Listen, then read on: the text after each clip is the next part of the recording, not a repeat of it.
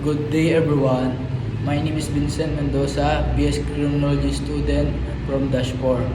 Today, I will define and explain and what is the purpose of the components of the computer. The number one is the PC case.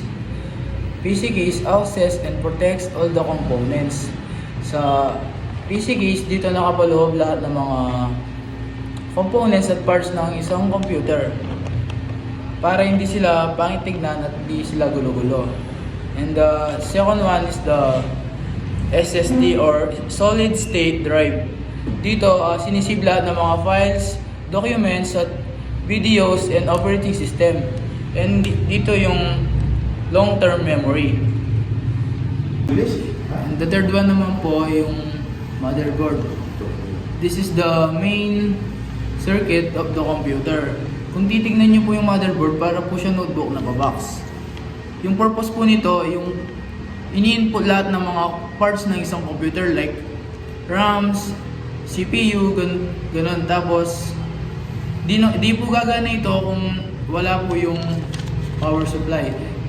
Kasi po, ang purpose nito, dito po yung source ng power.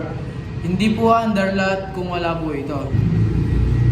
The next one naman po is yung hard disk drive. Same procedure lang po or process ng isang SSD. Parehas lang po sila ng ginagawa and pinagkaiba lang po, mas mabagal na po kasi po luma na po yung hard disk drive. Yung pong SSD is latest. Pero pwede mo rin po ilagay yung mga files or pictures ng sa SD dito sa hard disk drive. At ang pang-anim naman po ay yung RAM or Random Access Memory.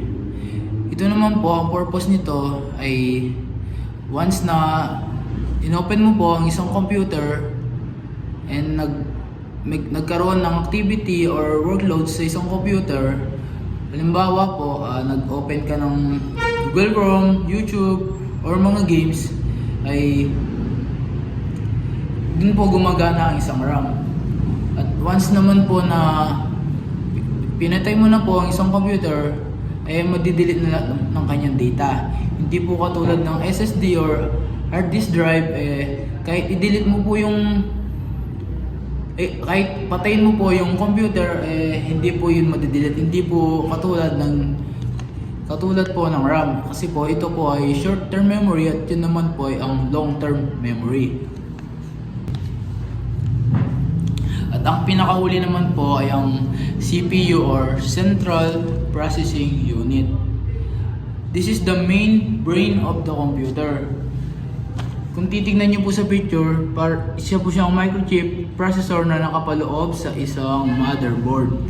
And ang function naman po ng isang CPU ay once na inopen mo po ang computer, for example, lahat ng nakikita mo sa isang monitor, yung mga display, yung mga boot, ay nire-render ng isang Central Processing Unit. Ngayon, maraming salamat po sa panonood. Sana po meron po kayong natutunan sa iba't ibang parts at components ng isang computer. Good day everyone!